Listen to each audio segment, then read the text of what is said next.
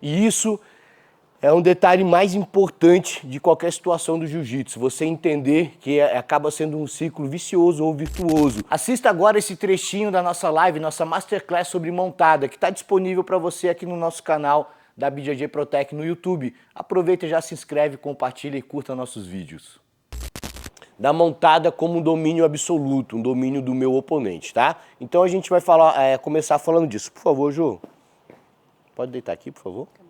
Cabeça para lá. Aí.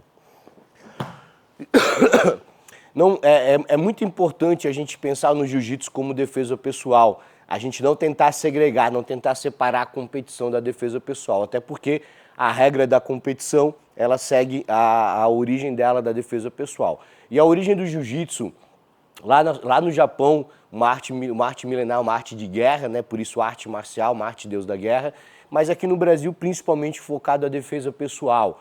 Então, quando a gente, ou depois do Vale Tudo, né, que virou MMA. E quando a gente fala na defesa pessoal, numa situação onde eu posso dar soco, chute, cotovelada, batendo no meu adversário, a montada é uma posição extremamente dominante. Porque a partir do momento que eu chego aqui, eu controlo a Jo com o meu quadril e eu tenho meus braços livres para eu bater. E se a Jo tentar me bater, me dar soco daqui, ela não tem muito alcance, talvez acerte, mas mesmo que acerte, ela não vai ter pressão no soco.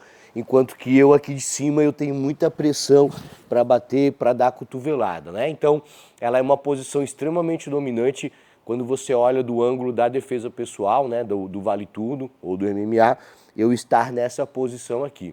Então, é por isso que ela é uma posição uma posição tida como muito dominante. E no jiu-jitsu esportivo, o que acontece de diferente, né?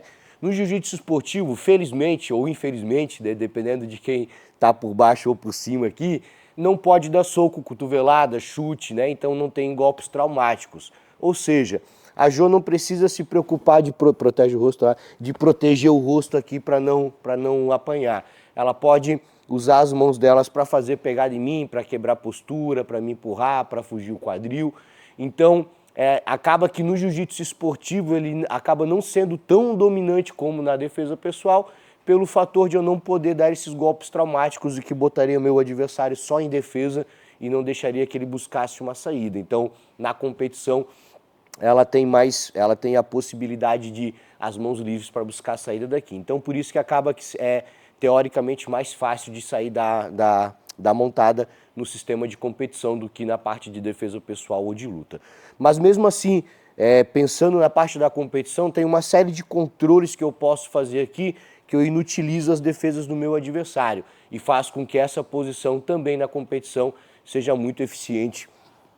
Dá uma aliviada aqui, né, Jô?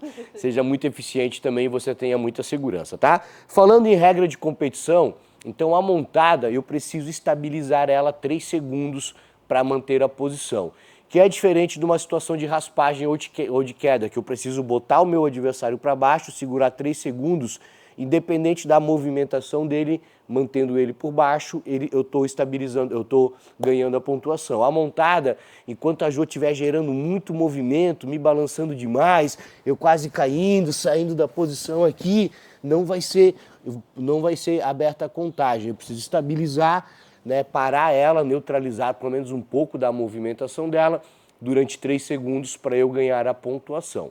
Uma vez que eu ganhei a pontuação, vou trabalhar a progressão para o ataque, certo?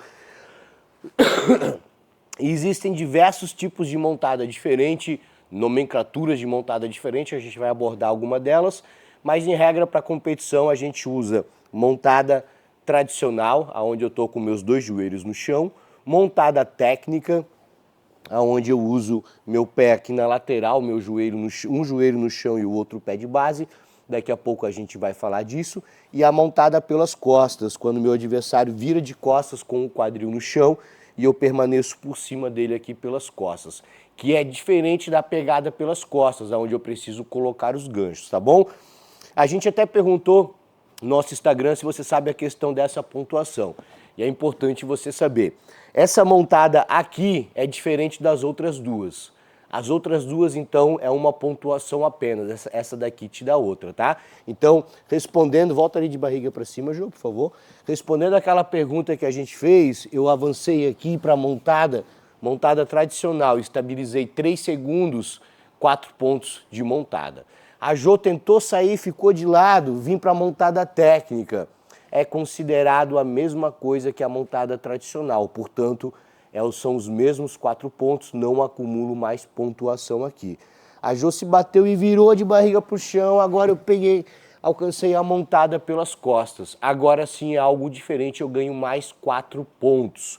A Jô se bateu, voltou, voltei para a montada, aqui de fora de novo, 4 pontos. E aí vai somando a pontuação, certo? Então essa montada e essa, uma só pontuação, é considerado a mesma coisa. A montada pelas costas é que me dão mais 4 pontos. E lembrando, Jô, vira para lá, por favor, cabeça para lá e barriga para o chão. E lembrando, importantíssimo, montada pelas costas é isso aqui, que é diferente de pegada pelas costas, quando eu boto meus ganchos lá dentro, mais 4 pontos, certo? Então fiquem atentos a essa regra de pontuação. Pode levantar, Jô, por favor. Obrigado. Terceiro ponto que a gente vai falar, galera, ciclo vicioso ou ciclo virtuoso. E isso é um detalhe mais importante de qualquer situação do jiu-jitsu, você entender que acaba sendo um ciclo vicioso ou virtuoso. E no caso da montada, deixa eu explicar bem para vocês o que eu quero dizer. Imagina assim, eu estou lutando com uma competição contra a Jô e eu não tenho muito, ou mesmo treino, que seja treino, e eu não tenho muita confiança na minha montada, então eu evito de montar, começo a trabalhar mais no controle lateral, tento pegar as costas porque eu não tenho segurança na montada.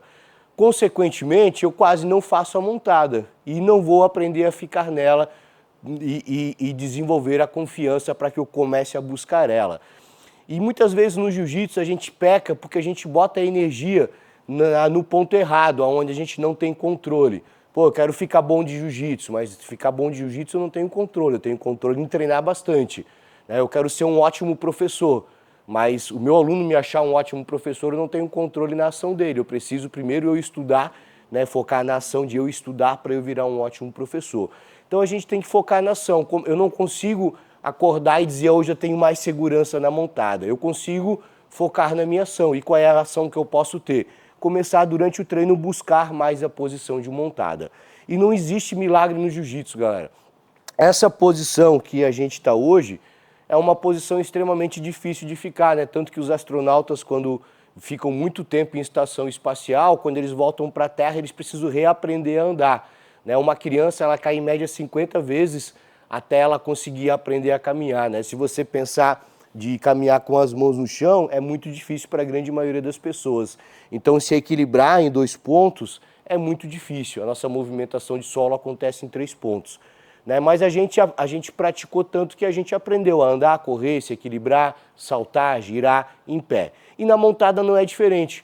Quando você começa a buscar a montada e tentar ficar na posição, você vai perder ela muitas vezes, mas vai aprender a manter, vai aprender a distribuir o peso, vai aprender quais as pegadas você precisa fazer e ao longo de muita prática essa posição vai ficando realmente forte e dominante para vocês.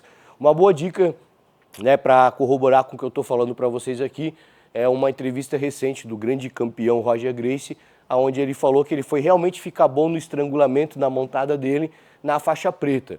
E ele ganhava todas as lutas com essa posição. Aí a gente sempre pensou assim, pô, o cara sempre foi bom nisso. Mas ele disse que foi ficar bom mesmo, entender a posição na faixa preta. Então olha quanto que ele praticou para realmente ficar bom. E você às vezes está aí querendo ficar bom numa coisa que você nem pratica, nem está buscando fazer. Então sempre quebre esse ciclo na ação. Torne o ciclo vicioso no ciclo virtuoso, onde você começa a fazer para que você ganhe a confiança. Outro ponto que isso acontece muito é na luta em pé. Muita gente puxa de guarda porque não tem confiança de lutar em pé, de trocar queda.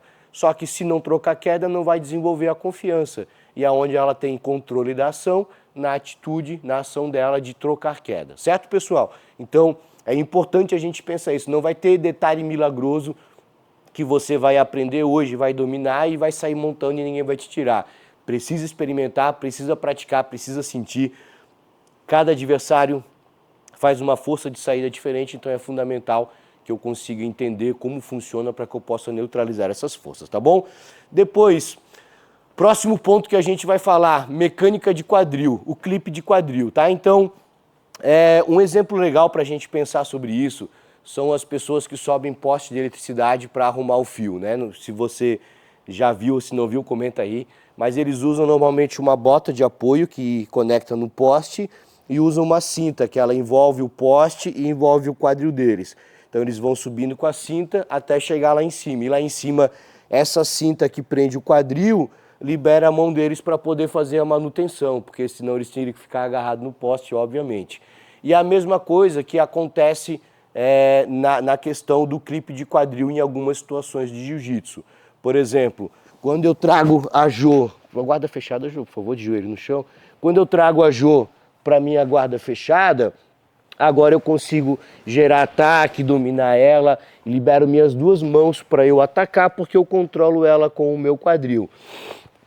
Da mesma forma, as costas, quando eu pego as costas dela, né? Então, eu tenho o meu quadril aqui clipado nela, da onde eu posso buscar os meus ataques. Ou pensando da defesa pessoal, da onde eu posso estar batendo né, no meu adversário. E a mesma coisa acontece na montada. Pode deitar ali, Jô, por favor. É isso daqui. Qual a diferença? Na pegada de costas e na guarda fechada, eu clipo o meu adversário pelas costas também, ou fechando a guarda ou colocando gancho. Na montada, tem como eu clipar ela pelas costas fechando o cadeado também, eu vou mostrar isso para vocês. Mas normalmente o que vai trabalhar é a minha força, a gravidade em cima dela e a pressão do meu quadril de adução, certo, galera? E esse aqui é o principal clipe. O clipe de quadril eu posso fazer de flexão também, quando eu coloco a Jo dentro desse espaço aqui. Só que ainda eu preciso de mão para dominar ela, certo? O melhor clipe mesmo de quadril é quando eu estou usando a força de adução, de fechar as minhas pernas para eu juntar para eu prender, me conectar ao meu adversário e liberar as minhas mãos. Na defesa pessoal para eu bater, no jiu-jitsu esportivo, pode ficar, amor, por favor. No jiu-jitsu esportivo, para eu conseguir finalizar o meu adversário. Então é interessante entender esse clipe do quadril e por isso que as posições de maior domínio, maior pontuação, são aonde eu consigo conectar esse clipe, consigo fechar com o meu adversário, que são pegada de costas e a montada. Certo, pessoal? E aí depois a gente vai trabalhar sobre mecânicas de saída. Jô, pode estar com a cabeça para lá, por favor. Perdão, pessoal, como eu falei, estou resfriado, tá? Vai acontecer uns barulhinhos. Pessoal, então como é que o meu adversário vai me tirar da montada? Quando a gente está trabalhando no chão, a gente sempre vai utilizar 3 pontos de apoio principais. Pés, os apoios no chão, quadril e a região da cabeça. E para gerar um ponto de energia, ela vai sempre ter 2 pontos de apoio distintos. Por exemplo, se ela faz uma ponte, ponto de apoio de pé e de ombro. Se ela vai tentar uma fuga de quadril, subindo o quadril, ó, ponto de apoio pé e ombro. A hora que apoia o quadril no chão, vai ser ponto de pé, apoio e quadril, certo? Então, sempre vai ter utilização das pernas para gerar energia e do uso do quadril. E entendendo isso, outra fonte de energia que a Jo pode fazer aqui é através de pêndulo. Se ela não está conseguindo ou não está querendo usar o pé de apoio no chão para gerar energia, ela juntar os 2 pés, junta lá, meu amor, isso. E começar a balançar de um lado para o outro aqui, ó. Ela vai gerando energia, que ela vai me empurrando, vai para o outro lado e vai conseguindo transferir a energia e me tirando de cima, certo? Por que é legal eu entender isso? Então, quando eu estou aqui em cima, a Jo vai fazer uma ponte. Faz a ponte lá, Jo. Olha só, ponte dela, porque ela trouxe o apoio para a região dos ombros, conseguindo suspender o quadril. Mas eu sei que ela precisa botar muita energia aqui em cima. Então, quando eu suspendo a cabeça dela, faz a ponte agora, Jo. Olha a diferença da ponte dela. Soltei a cabeça, a diferença da ponte, né? Da mesma forma, às vezes a gente monta e a gente está segurando a perna do adversário, né? Acaba montando aqui assim, algumas posições. Me tire daqui, amor, segurando a tua perna. Balança, faz ponte, joga. Mais uma estabilização. Por quê? Quebrei a ponte dela. Restou o pêndulo, mas de uma perna só. Então tem algumas situações que esse controle aqui funciona. A gente vai ver depois como fazer ele com os pés também, tá? E a outra movimentação que ela vai ter, além de apoio de pé, de pêndulo, é também a flexão de quadril. E para ter uma boa flexão de quadril e ela ter efeito, ela vai precisar conectar ou os cotovelos nos meus quadris, aqui, como ela fez, ou a mão, o antebraço. E para isso ela precisa ter espaço, ó, de colar, para ela ficar de lado, vira para cá. E fazer a fuga de quadril, ó, a flexão de quadril criando espaço. Volta lá. Então, se eu não deixo ela apoiar o cotovelo e a mão no meu quadril, faz a fuga de quadril lá, Jô. Ela não vai ter efeito de fuga de quadril. Então essas são as principais mecânicas que a gente vai trabalhar na guarda. Claro, ela pode também tentar distanciar o meu quadril dela, que ela também vai usar a flexão de quadril, me jogando para uma reposição de gancho lá, Jô, jogando aqui, ó, jogando para cima. Não, faz pegada de faixa e tipo recolhe o joelho junto para botar um gancho. Aqui, ó, fazer isso, volta lá. Mas da mesma forma, olha só, ponto de apoio no chão para fazer o primeiro movimento, vai, e flexão de quadril para retirar o outro. Então, se eu prendo a flexão de quadril ou o ponto de apoio, eu já consigo, assim, eliminar bastante das mecânicas dela. E é assim que a gente vai estudando jiu-jitsu, entendendo as mecânicas, as alavancas, como a gente faz para neutralizar quando eu preciso me defender, como eu faço para potencializar quando eu preciso atacar.